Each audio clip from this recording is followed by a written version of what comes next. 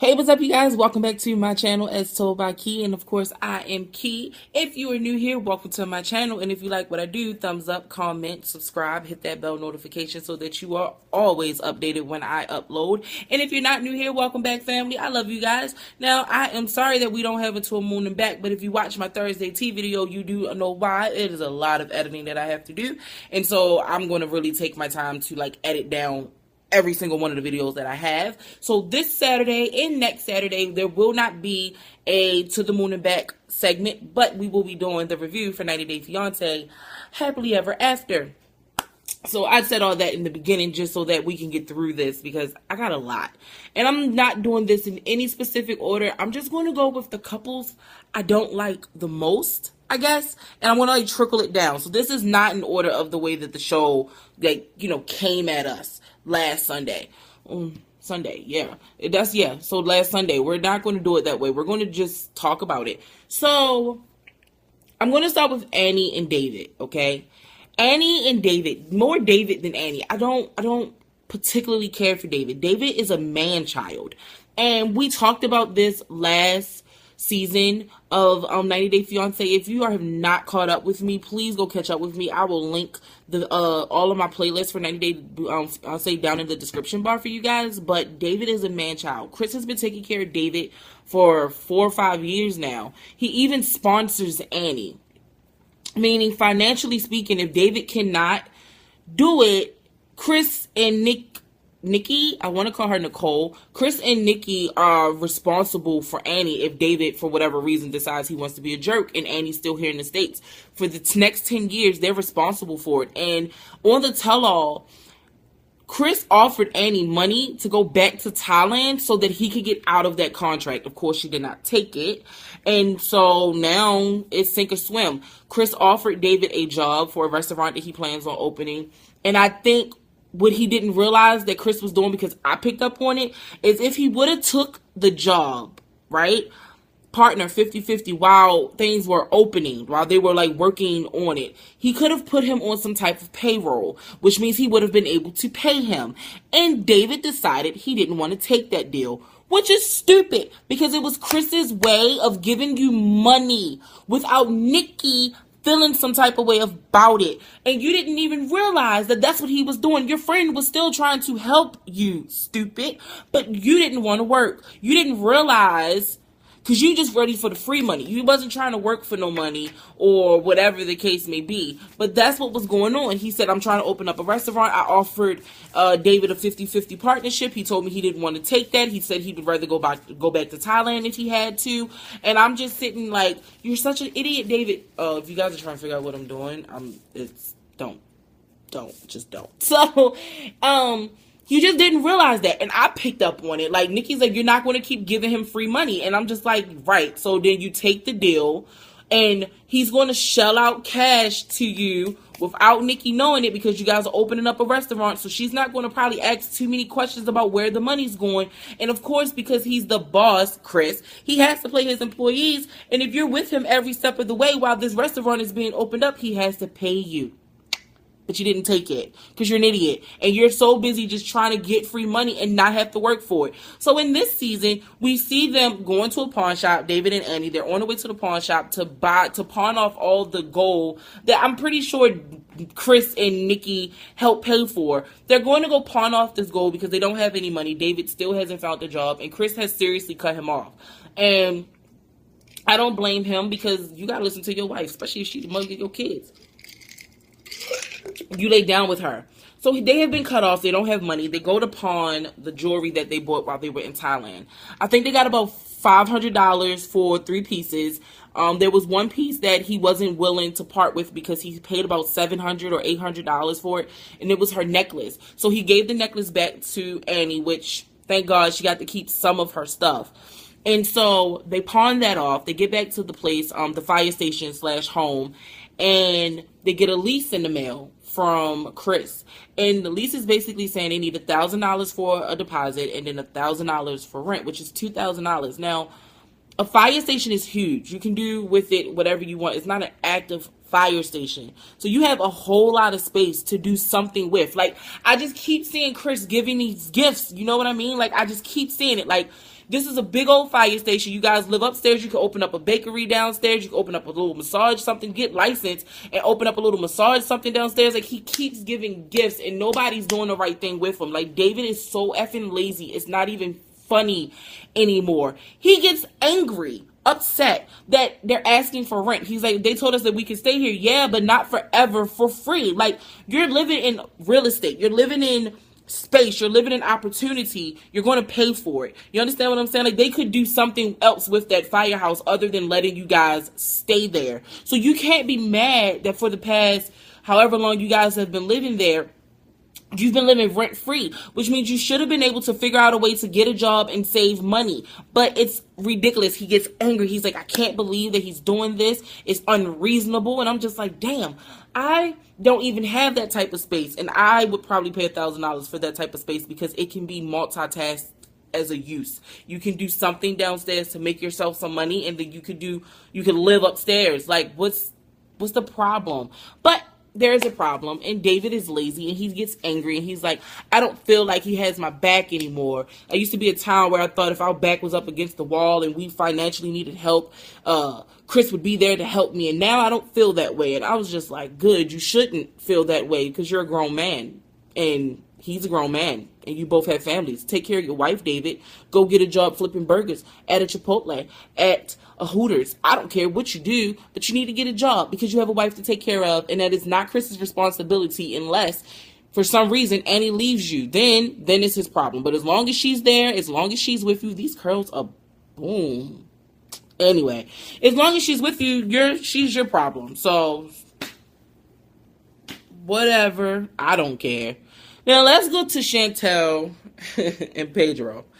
Listen, I feel so bad for Chantal because she is like in the worst position ever. She loves her husband and she loves her family. Her family hates her husband and her husband's family, and her family hates her and her family. Well, hate may be a strong word, but there's a strong dislike on both sides. Now, my issue with Pedro is you're 27, you have a wife, you chose to get married twice, and you're still sending money home to your family. Now, get me. I understand the culture. I'm for it. Take care of your mom, but your wife always comes first. Always, always, always. And I don't think that Chantal has a problem with him sending money home. I think she has a problem with the amount of money that he is sending home. If he is sending home $600 from each one of his checks, in my mind as a wife, I'm like, dang, that money could have went in a savings account. We could have been out of this apartment. We could be in a house now. Like, we could be paying off all this stuff. And in my head, I'm just like, Pedro is so effing selfish. So a little part of me kind of agrees with with Chantal's family that he might have another family at home back in the Dominican Republic. Like, he may have someone else, and it's not his mother and his sister. He sends home a lot of money for a woman who works. His mother has a job, okay? And I don't know what they pay over there, but he sends home a lot of money. And Chantal was talking to him about needing books, and her books were about $600. He didn't say anything. He ignored her, called his mom, and then told his mom he was going to send her home $600, the exact amount of money that it would have took for Chantal to get her books. And this is all over a TV that he didn't take with him when they went back to the Dominican Republic when they renewed their vows. The TV was too big and they couldn't get it on the plane. It wasn't appropriate to get on the plane. And he's been trying to get them this TV. They went to FedEx, and it was like $1,500 to ship the television from the United States over to the DR, and they decided not to do it because they didn't have that type of money. So instead of sending the TV, he opted to send the money so they can get a TV. And his mother made a very strong demand, like, send me the dinero because you owe it to me. And I was just like, damn, maybe for him, he probably married for love, but he still had an obligation to his mother, and she's making him live up to it. And that's why I feel the worst for Chantal, because everyone else can see that there's something wrong. And she sees that it's something wrong, but she doesn't want to believe that it's something wrong. And I almost don't want to believe that it's something wrong. But as this progresses, he starts to look like Muhammad from the very first season, Muhammad and Danielle. He starts to look like that. He starts to look like he's in the situation. He works, yes, but it's like he makes more money here in the States working at warehouses than he probably does or would over there. So a small part of me is starting to see what her family's talking about, and it's just going to be an interesting one, because at the end of the show, when they start to like give us a little clips, we see Pedro and Chantal brother get into a physical altercation. So we don't know how that is going to play out, but we're watching. Moving on. So Nicole and Azen. Oh, Jesus. Nicole and Azen are the most annoying. They're up there with David and Annie for me. It's like Muhammad and Danielle, David and Annie, and then Nicole and Azen, and then right underneath of them is Molly and Luis. That is literally the like lineup of the annoyance factor for me. And Nicole is so bratty and so spoiled, and her mother does not take any ownership in that little girl being as bratty and as spoiled as she is, and manipulative. She learned that from somewhere, and no one takes responsibility. Everybody just goes, oh, that's just how Nicole is. She's been like that her whole life. Where the hell did she get it from, though? So Azen is the day. We're leading up to the days, and she's telling us about how her and Azen don't really talk too much because the cell service is so bad over in Morocco, and she's just so happy that he's about to go get his visa, and she just knows he's going to get accepted and he could be there in 2 weeks. And her best friend, they go out to dinner. Her best friend's like, I don't know nothing about this guy. She's like, I know, but I love him. And she's just so obnoxious. And every time people ask her questions, he's like, of course I didn't say anything about that. Of course we didn't talk about that, because that's not going to happen. We're going to be just fine. And they may be, but what if you're not? Like, what is your plan if he decides he wants to leave? What is the plan if you decide you don't want to stay married to him? Do you have a fallback plan? Do you have a kid involved in this who calls him daddy, which I hate, by the way. I hate that. I hate that that little girl calls him daddy. That's not her father. They're not even married yet. And you have got this girl emotionally involved, and you're not thinking about her first. Because if you two don't work out, she's going to hurt the worst, because she loses her daddy. Because once Azen goes back to Morocco, he's not coming back. And I really don't think... So, before I even say that part. So, it's the day of the visa. She's sitting around waiting. Now, keep in mind, there's a time difference, okay? People with Morocco and the States, there's a time difference. And she's sitting around and she's just like going out of her mind. And she's like, he's not calling me. He's not calling me. And the mother was like, well, what time is it there? And she's like, it's like 7:30. And the mother's like, there's no way that would last like that. And I'm just like... It's the embassy. Everybody's there for something. K1 visas.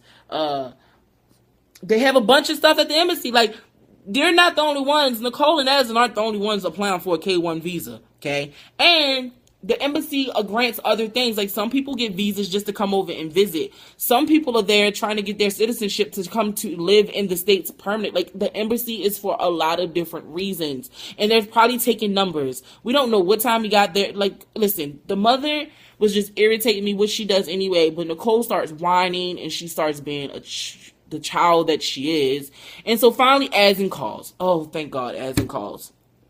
And she's like, what took you so long? I've been waiting all day. He's like, I've been waiting all day too. Like, I've been sitting at the embassy all day long. There was a lot of people in front of me, and then I had to actually do the interview. So I've been waiting all day too. She's like, okay, I know, but like, I'm dying. I'm dying. And I was just like, please do. You're getting on my nerves. Like, if this is going to end this conversation, then F it. Go ahead, Nicole. Just lay down, because you're killing me. This man just told you what he was doing all day long. You know he can't take his cell phone with him. So why are you like so... Like, I get being anxious because you just want to answer, but have realistic expectations of a situation.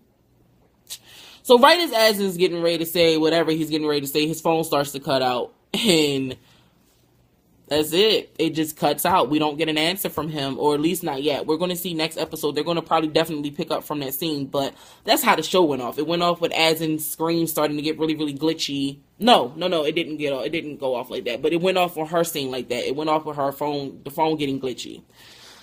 Yeah, that. So we go to Paula and Russ. I love her, and I love Russ, and I love their relationship. I wish Russ wasn't so uptight. I wish that he cared more, or understood more would probably be better. I wish he understood more that in Colombia, what she's doing here in the States is not frowned upon. They embrace their beauty, they embrace their bodies, they love themselves. And so her being a model and an actress, you know, you have to just kind of take